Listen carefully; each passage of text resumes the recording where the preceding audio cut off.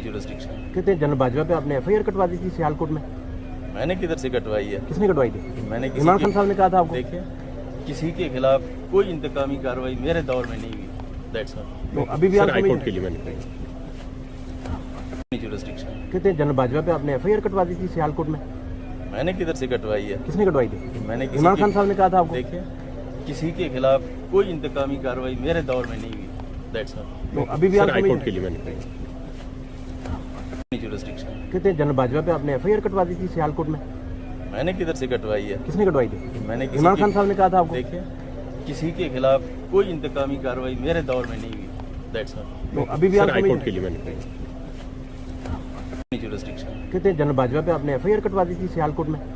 मैंने किधर से कटवाई है? किसने कटवाई थी? मैंने इमरान खान साहब ने कहा था आपको। देखिए, किसी के खिलाफ कोई इंतकामी कार्रवाई मेरे दौर में नहीं हुई।